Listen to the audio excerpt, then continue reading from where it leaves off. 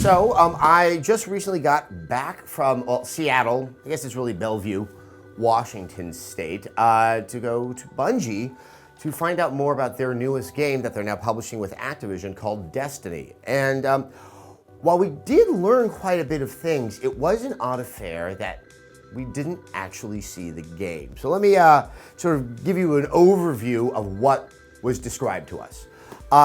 It is a game that has a large multiplayer component, but I really have to say, when the presentation was going on in front of us, no one said the word MMO, and that had to have been a very, very deliberate decision.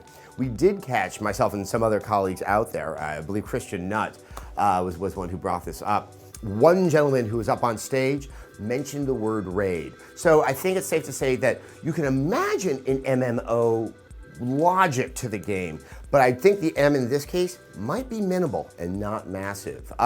What they were starting to describe, which is technically very, very impressive if it can be pulled off, is using kind of the logic of multiplayer and a lot of their networking to, like Journey, seamlessly integrate players into a multiplayer experience without necessarily doing matchmaking or finding another partner or having to sort of put together a party to go out there and do it, to kind of keep the player within the game world for something that would be seamless. Yeah, that's really, really ambitious. It was a little frustrating not to get to see this in effect. In fact, they actually showed us video of playtesters and their facial reactions when, I guess, one of these organic moments happened. It highlighted the fact that clearly this game must be in some playable state if they're able to have testers in front of it, but nonetheless, we didn't get to see any of these things they were describing in motion. The one moment we did see that was from in-game was a player really walking up to a large structure. And I gotta say, some of the art direction, or at least the art design and the concepts we saw, is very, very fascinating. So what's the setting? They were a little bit more specific on this. Earth was attacked by aliens and kind of really messed up and fairly devastated, and now there's just kind of one big city that all the survivors live in. Now, one of the things that helped repel this alien threat is something that's referred to as the Traveler. It's a massive sphere that hangs over the Earth and is somehow given people in this city powers. They don't call them magic, but just, if you want to make it equitable with another style of game out there, let's go ahead and call it magic. This allows for various classes, a lot of character customization, and space travel. It sounds like you will get to explore other aspects of the Earth solar system as well as the Earth. The way they described it made it out to be that you really could explore this entire planet. I, once again, would love to see that in action. Is that something that really would tickle my fancy? Because so many times, like with the Old Republic, it's kind of like a hub city and then just the wilds are indicative of a planet, and something with a little bit more detail, a lot more space and geography could be absolutely fascinating. So what does this all mean?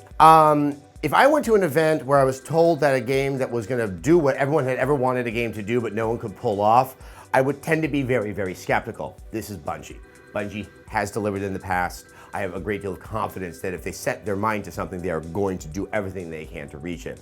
Activision bought Bungie for a large chunk of change. I don't think that vaporware is something that they would necessarily want to be investing in, as this is supposed to be a 10-year game. To really highlight how serious this effort is, not only were there representatives from Bungie that were there, but Eric Hirschberg, the CEO of Activision, was on hand. And one of the things that he said that I found very interesting is that this will not be a subscription-based game, but he would not say any more.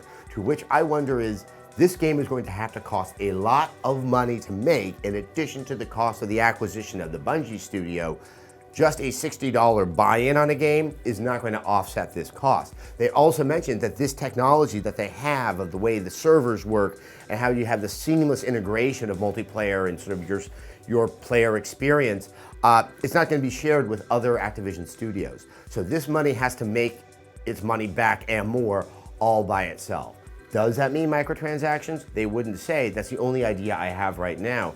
But from both a creative and a business perspective, Destiny is very ambitious. We don't really know all that much. and I really wish I could talk to you with more confidence about what it is. Suffice to say, I'm very intrigued, and anything that happens with this game going forward, you are going to be hearing about it here. Also, there's a ton of stuff that's going on, especially with the impending announcement of the PlayStation 4. Perhaps we'll learn about Destiny there.